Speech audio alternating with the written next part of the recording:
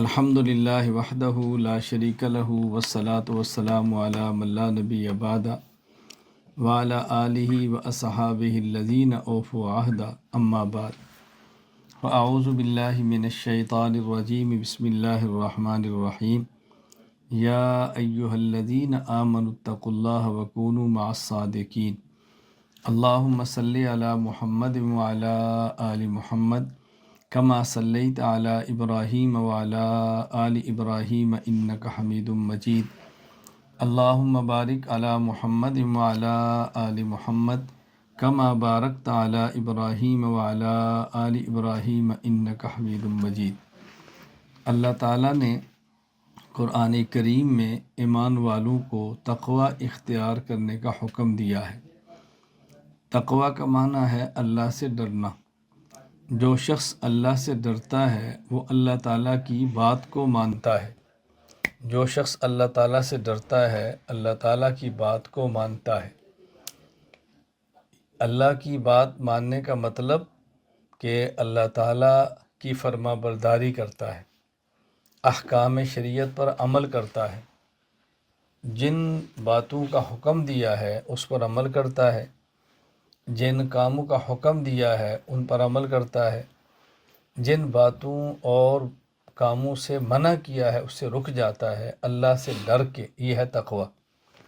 تو تقوی کا حکم اللہ تعالیٰ نے قرآن کریم میں دیا ہے۔ تقوی کا معنی کیا ہے؟ اللہ سے ڈر کر اللہ کی نافرمانی کو چھوڑ دینا۔ ایک لفظ اچھی طرح سن لیں، معصوم اور متقی میں فرق ہے۔ معصوم اسے کہتے ہیں جس سے گناہ سرزد نہ ہو، جس کو چھوٹے اور بڑے گناہ سے بچا لیا جائے۔ متقی اس کو کہتے ہیں کہ جو چھوٹا یا بڑا گناہ نہ کرے، اور اگر کر لے تو اس کو چھوڑ دے۔ تو عصمت کے اندر ضروری ہے کہ گناہ ہو نہ۔ تقوی کا معنی یہ نہیں ہے کہ گناہ نہ ہو۔ گناہ نہ ہو تب بھی تقوی ہے، اور گناہ ہو جائے توبہ کر لے آئندہ نہ کرے یہ بھی تقوی ہے۔ کیونکہ جو شخص ابتداءً شروع ہی سے گناہ نہیں کرتا وہ اس وجہ سے نہیں کرتا کہ اللہ تعالیٰ سے ڈرتا ہے، اور جو گناہ کرتا ہے اور پھر روتا ہے معافی مانگتا ہے اس کا مطلب کہ وہ بھی اللہ سے ڈرتا ہے۔ نبی معصوم ہوتا ہے اور امتی معصوم نہیں ہوتا، ہاں البتہ امتی متقی ہوتا ہے۔ تو اللہ تعالیٰ نے اس آیت کریمہ میں ایمان والوں کو حکم دیا ہے کہ تم اللہ سے ڈرو، اللہ کی نافرمانی کو چھوڑ دو۔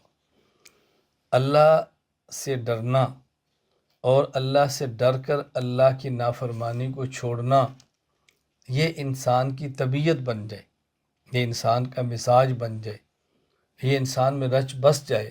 اس کا طریقہ اللہ نے خود بتایا ہے، کونوا مع الصادقین، صادقین فی التقوی کے ساتھ رہو۔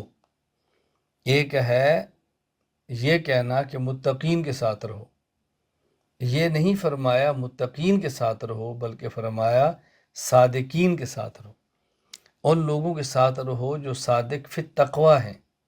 صادق فی التقوی وہ ہوتا ہے کہ جس کی خلوت اور جلوت ایک جیسی ہو۔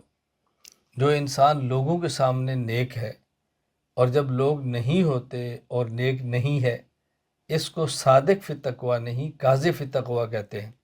یہ جھوٹا تقوی ہے۔ سچا تقوی یہ ہے کہ خلوت اور جلوت ایک جیسی ہو۔ تو اللہ تعالیٰ نے یہ بات سمجھائی کہ اگر تم نے متقی بننا ہے، اور متقی کا معنی صادق فی التقوی ہے، تو پھر صادقین فی التقوی کے ساتھ رہو۔ یہاں اللہ تعالیٰ نے یہ نہیں فرمایا کہ تم متقین اور صادقین کے پاس جایا کرو، بلکہ فرمایا کہ ان کے پاس رہو۔ کسی کے پاس آنا اور جانا الگ ہوتا ہے اور کسی کے پاس رہنا الگ ہوتا ہے۔ آنے اور جانے سے بندے کا مزاج ٹھیک نہیں ہوتا، مستقل پاس رہنے سے آدمی کا مزاج ٹھیک ہوتا ہے۔ یہ بیت کا تعلق اور خانقاہوں کا قیام، اس کا بنیادی مقصد ہی یہ ہے کہ انسان صادق فی تقوی، جس کی خلوت اور جلوت ٹھیک ہو، ان کے ہاتھ میں ہاتھ دے، گزشتہ گناہوں سے توبہ کرے اور آئندہ گناہ نہ کرنے کا پکا ارادہ کرے، عزم مصمم کرے۔ پھر اس کے بعد خانقاہ جہاں وہ اللہ کا ولی رہتا ہے، یہ اس کی صحبت میں کچھ وقت گزارے، جس کا کم از کم درجہ 40 دن ہے۔ تو اس کے بعد اس کے اندر ایک داعیہ، ایک ذوق، ایک جذبہ پیدا ہوگا، مزاج بن جائے گا گناہوں سے بچنے کا۔ اللہ تعالیٰ مجھے بھی توفیق عطا فرمائے، اللہ تعالیٰ آپ کو بھی توفیق عطا فرمائے۔